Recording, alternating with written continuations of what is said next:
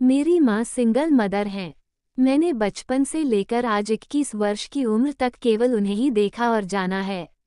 वे मेरे लिए एक चुस्त दुरुस्त, सुंदर, सबल, आधुनिक सिद्धांतवादी और साहसी महिला के रूप में बसी थीं। मेरे लिए माँ के वाक्य ब्रह्म वाक्य थे। उन्होंने मुझे कभी किसी चीज की कमी महसूस नहीं होने दी। वास्तव में कोई कमी थी ही नहीं। आधुनिक सुख सुविधाओं से सज्जित हमारा फ्लैट, जिसमें 3 रूम थे। माँ की अच्छी सैलरी थी, वे एक सरकारी स्कूल में अध्यापिका थीं। मेरे पालन पोषण के लिए मेरे पिता से भी हमें एकमुश्त धन मिला था। उन्होंने मेरी माँ को उस समय छोड़ दिया था जब मैं सिर्फ 3 वर्ष का था। उनकी एक बेहद धुंधली सी आकृति मेरे जहन में थी, एक दुबला पतला लंबा सा व्यक्ति। कभी कभी मेरे ज़हन में ऐसा सवाल आता था कि आखिर उन्होंने ऐसा क्यों किया हमारे साथ। तभी अचानक मम्मी की आवाज़ आई, बेटा अनिल, नाश्ता खाना सब बना दिया है, नाश्ता करके कोचिंग चले जाना, वहाँ से आकर खाना खाकर आराम करना, घर पर ही रहना। मैं देर से आऊँगी। कब तक आएंगी आप? मैंने पूछा। 10 बजे तक आ जाऊंगी। तुम कहीं घूमने मत निकल जाना। माँ पास आई और मेरे सिर पर हाथ रखा। देखो अनिल, तुम्हें ग्रेजुएशन पूरी करके नौकरी के लिए प्रयास करना पड़ेगा। अरे, नौकरी कहीं रखी है क्या मम्मी? मैं हंसा। तुम्हें कठोर परिश्रम करना पड़ेगा, आत्मनिर्भर होना होगा। मेरे पास इतना समय नहीं कि मैं तुम्हारे लिए लंबी प्रतीक्षा करूं।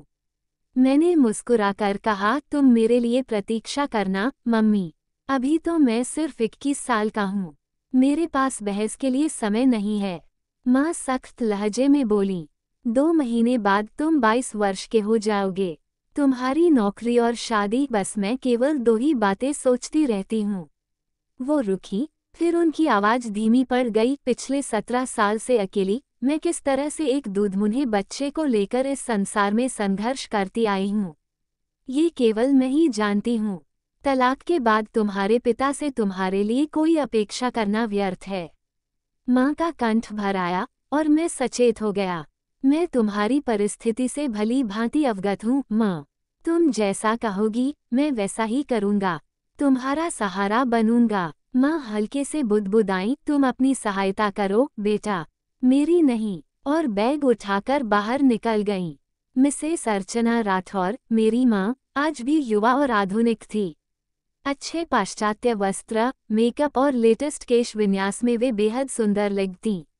यदि उन्होंने जीवन साथी के रूप में किसी को पसंद कर रखा है तो मैं कभी उनके मार्ग में बाधक नहीं बनूंगा। स्त्री का अपना एक व्यक्तिगत जीवन होता है जिसे वह हर किसी से नहीं बांटती। मैंने सोचा और मुझे लगा कि अब मैं बड़ा हो गया हूँ। मैं उठकर अपने कामकाज में व्यस्त हो गया। रात में माँ देर से घर लौटी। नीचे से उनके हंसने की आवाज आ रही थी। मैंने झांक कर देखा, वे रोहित अंकल के साथ खड़ी थीं। बहुत दिनों बाद उन्हें प्रफुल्लित और बेफिक्र देखा। रोहित अंकल उन्हें अपनी कार से छोड़कर चले गए। वे मम्मी के अच्छे मित्र थे। यदि वे दोनों साथ जीवन यापन करते तो मुझे कोई आपत्ति न थी। मम्मी क्यों एक ऐसे व्यक्ति के लिए ताउम्र अकेली रहें जो उन्हें मझधार में छोड़ गया, मैंने सोचा और लापरवाही से कंधे उचकाए। माँ अंदर आ गई थीं। अनिल, कैसा बीता दिन? उन्होंने मुझे लिपटा लिया। अच्छा रहा, आप बताइए। ठीक ठाक था। अरे, ये सब तुम क्या कर रहे हो? आपकी मुश्किल आसान कर रहा हूँ।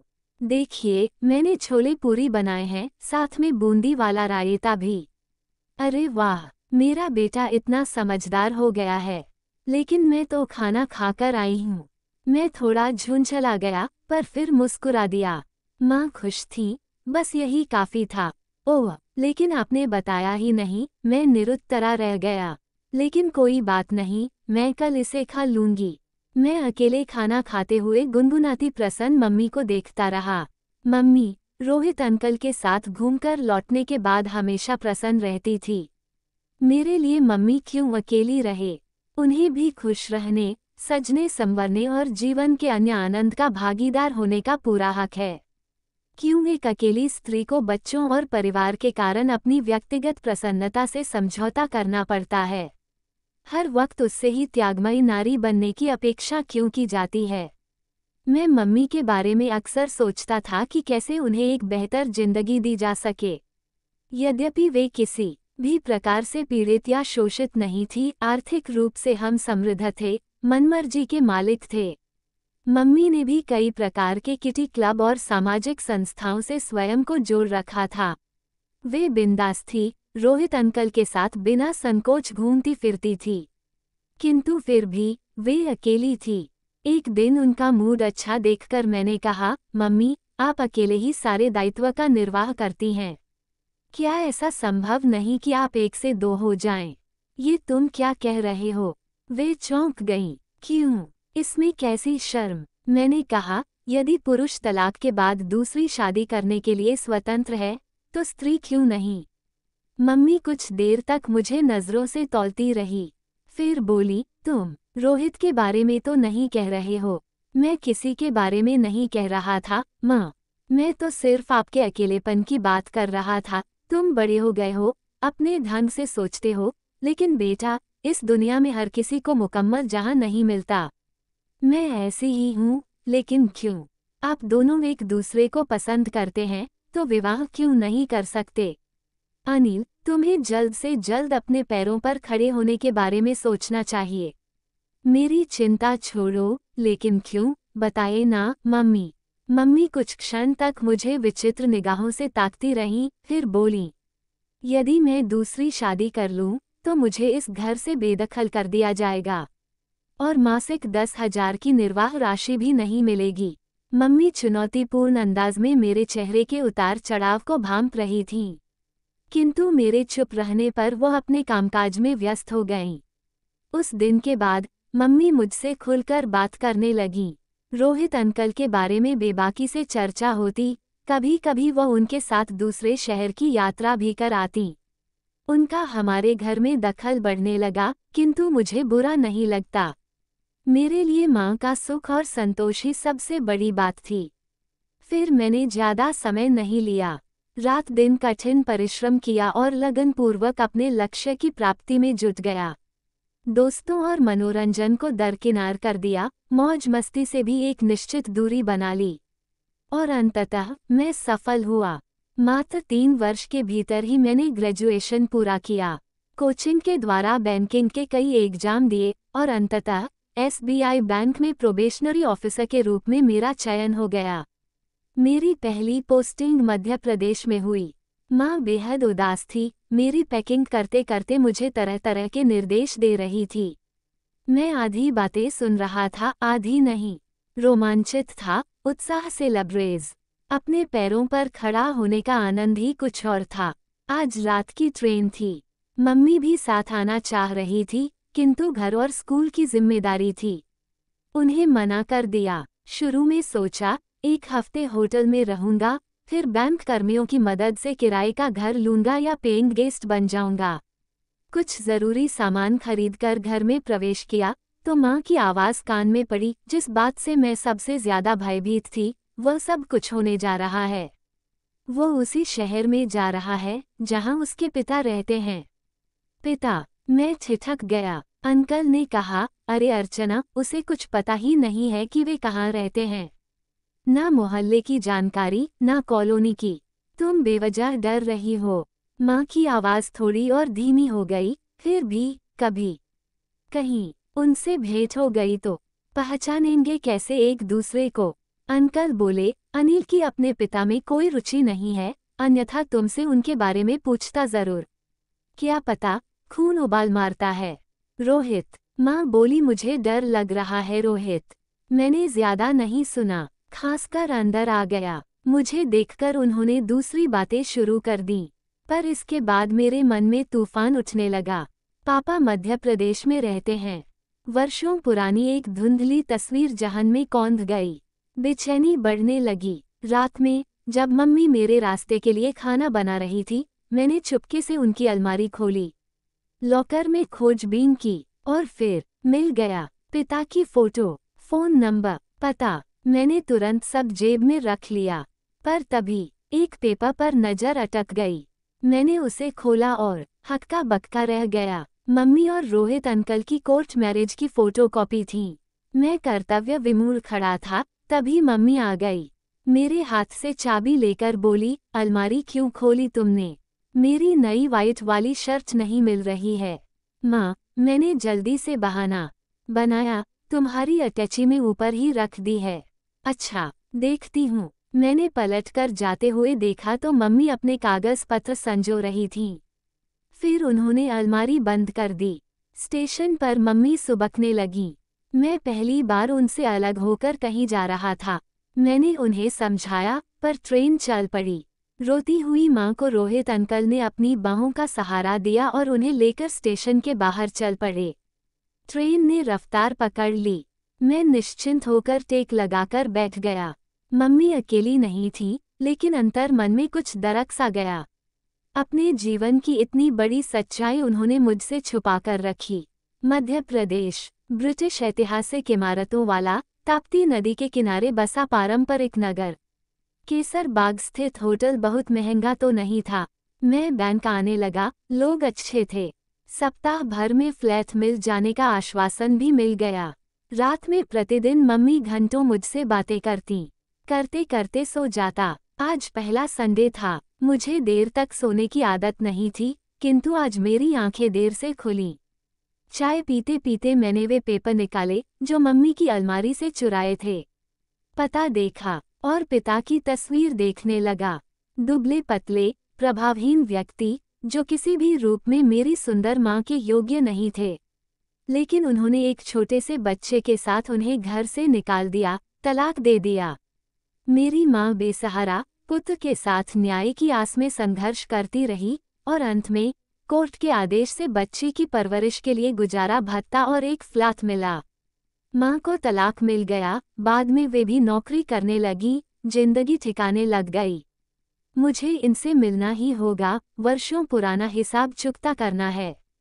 मैं बुदबुदाया, नहा धोकर नाश्ता किया और टैक्सी लेकर शिवगंज की ओर चल पड़ा। ठीक स्थान पर पहुंचा, पुरानी पारंपरिक ढंग से बनी मकानों की कतारें। सामने एक पुराना आलीशान बंगला खड़ा था, लेकिन रखरखाव के अभाव में बुरी तरह से विदीर्ण हो चला था। वर्षों से रंग रोगन का मुंह न देखने वाला बंगला। बेतरतीब उगे पौधे, कुछ जंगली वृक्षों से घिरा घना बगीचा। मुझे एक अजीब सी अनुभूति हो रही थी। मैंने साहस जुटाकर घंटी बजा दी। आज संडे है, जरूर सभी घर पर होंगे। मुझे तो ये भी नहीं पता था कि घर में कौन कौन है। जरूर मम्मी से संबंध विच्छेद के बाद पापा ने दूसरी शादी कर ली होगी। कई मिनट बाद दरवाजा खुला। सामने पापा ही थे, लंबे, दुबले पतले, थोड़े उदासीन से, दाढ़ी बड़ी हुई, पजामा कुर्ता पहने, कहीं से भी मेरी सुंदर माँ के समकक्ष नहीं लग रहे थे। कौन हो तुम? पापा के चेहरे पर जिज्ञासा उभरी। मैं अनिल, श्रीमती अर्चना राठौर का बेटा। अरे अनिल, पापा मेरे गाल पर हाथ फेरते हुए बोले, उनकी आंखें नम हो गईं। कितना बड़ा हो गया है तू। फंटूश बुलाता था मैं तुझे। अंदर आओ। एक वीरान चेहरे पर हल्की सी मुस्कान आ गई। माँ देखो, फंटूश आया है।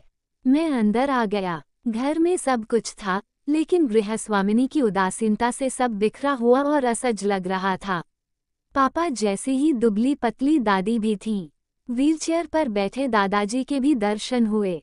मैंने सबके पैर छुए। सब मुझे देखकर खुश थे, लेकिन बेजान से थे। घर के वातावरण में एक अजीब सी वीरानी छाई थी। घर के सदस्यों के चेहरे पर अस्थायी उदासी साफ झलक रही थी। मैंने इधर उधर देखते हुए प्रश्न किया, और कौन कौन है, दादी? दादी ने हल्की आह भरते हुए कहा, बेटा, हम 3 ही हैं घर में। माँ को छोड़ने के बाद पापा ने दूसरी शादी नहीं की। मैंने पापा की ओर देखा, फिर तल्खी भरे स्वर में कहा, नहीं। किंतु मैंने तुम्हारी माँ को नहीं छोड़ा। तुम्हारी माँ ही। पापा कुछ बोलते, इससे पहले ही वे किचन की ओर बढ़ गए। माँ, आप फंटूश के साथ बैठिए, मैं चाय बना लाता हूँ। 2 जोड़ी वृद्ध असहाय आंखें मुझे घूरने लगीं। वो निगाहें जैसे मेरी आत्मा में उतर रही थीं। अचानक दादी ने पूछा, तुम्हें अर्चना ने यहाँ आने से नहीं रोका? मैंने ठंडी सांस ली। दादी, उन्हें पता ही नहीं कि मैं यहाँ आया हूँ।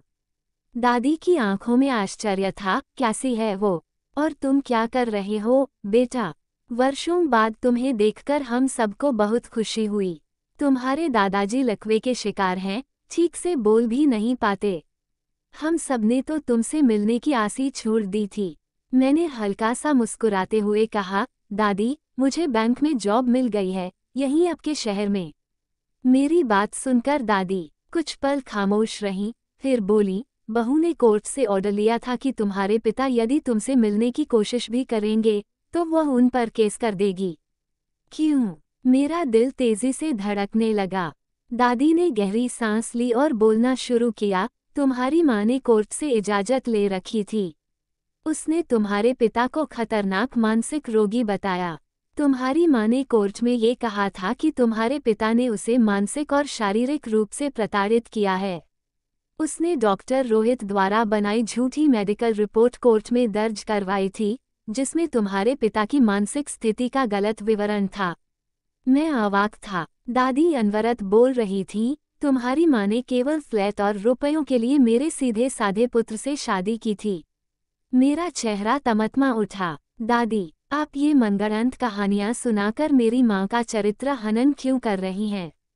दादी की आंखों में गहरी पीड़ा थी। मैं क्यों झूठ बोलूंगी, बेटा?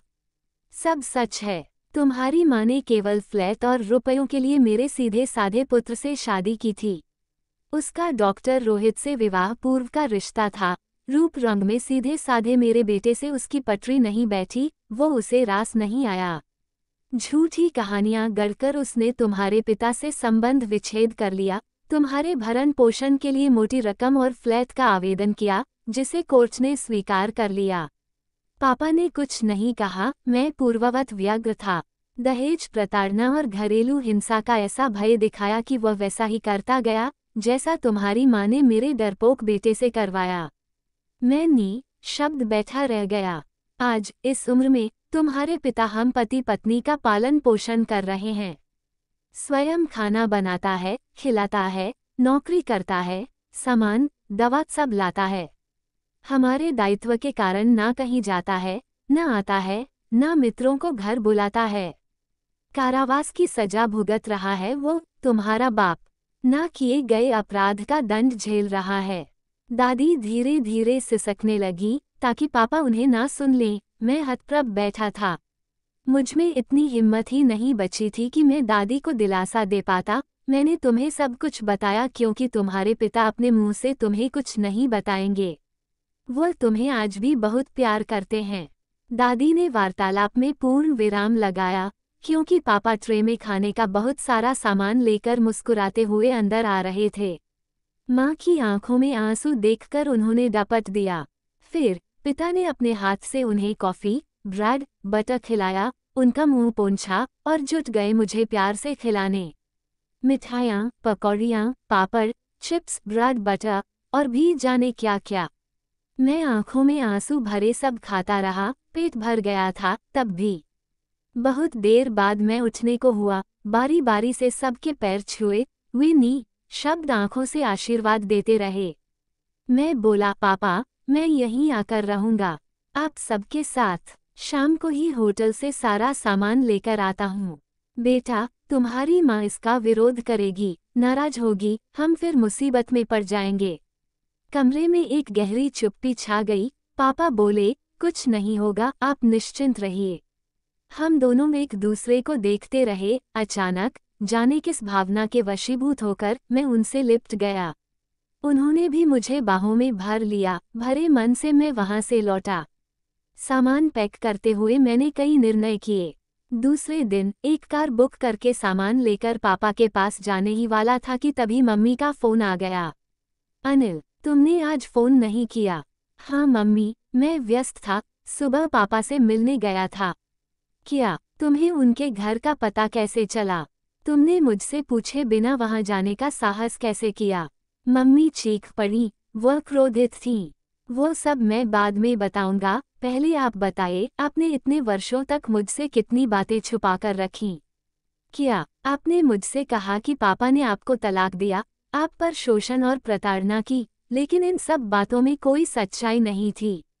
क्यों मम्मी? ये सब कहानी तुम्हें किसने सुनाई अनिल? सब झूठ है। तो सच क्या है? बताइए ना मम्मी। क्या आप और रोहित अंकल विवाह पूर्व ही एक दूसरे के नज़दीकी मित्र नहीं थे? मम्मी सन रह गईं। पापा से शादी के बाद आपको लगा कि इतने सीधे साधारण व्यक्ति के साथ आपका गुजारा संभव नहीं, तो आपने उन पर झूठे आरोप लगाए। फ्लैट और निर्वाह राशि के लिए कोर्ट में आवेदन किया। सब कुछ आपकी योजना अनुसार हुआ, बस गड़बड़ ये हो गई कि सारी सच्चाई मेरे सामने आ गई। तुम्हें झूठी मनगढ़ंत बातें बताई गई हैं अनिल। माँ, झूठ और सच का फर्क करना मैं अच्छी तरह जानता हूँ। पापा ने अपने मुंह से एक शब्द भी आपके विरुद्ध नहीं कहा, लेकिन फिर भी मैं सब कुछ जान गया हूँ। आपने अंकल से चुपचाप कोर्ट मैरिज कर ली, क्योंकि इस रिश्ते को जग जाहिर करने पर आपको तलाक की अनुबंध राशि नहीं मिलती। सच बताए मम्मी, क्या मैं गलत कह रहा हूँ? उधर सन्नाटा छा गया। मम्मी एक बारगी चुप हो गईं। खैर छोड़िए मम्मी, आप अंकल के साथ सुखपूर्वक रहिए, लेकिन अब से मुझे अपनी जिंदगी के फैसले खुद लेने दीजिए। आपने मेरे लिए बहुत कुछ किया, मैं आपसे बहुत प्यार करता हूँ, बेटे का फर्ज निभाऊंगा। किंतु अभी मैं पापा के पास जा रहा हूँ। उनको, मेरे वृद्ध बीमार दादा दादी को मेरी जरूरत है। अनिल, तुम इस तरह मुझे अकेला नहीं छोड़ सकते। आप अकेली कहाँ हैं? अंकल आपके साथ हैं। मैं भी आता रहूँगा। माँ, आप मेरी हैं अनिल, याद रखना। मैंने कोर्ट से तुम्हारी कस्टडी ली थी, जिसमें तुम्हारे पिता से तुम्हारी एक निश्चित दूरी तय थी। तुम्हें पाने के लिए पुनः कोर्ट का दरवाजा खटखटाऊंगी। मैं अपनी मर्जी से कहीं भी रह सकता हूँ। कोर्ट में आपके फरेब का पर्दाफाश कर सकता हूँ। उस ओर पुनः खामोशी छा गई। कुछ देर बाद मम्मी की सिसकियों की आवाज आई। उन्होंने कहा, मुझसे भूल हो गई बेटा, मुझे माफ कर दो। लौट आओ। आऊंगा मम्मी, लेकिन पिता के प्रति भी मेरा कुछ दायित्व है, और आज से अपने पिता का दायित्व निभाऊंगा।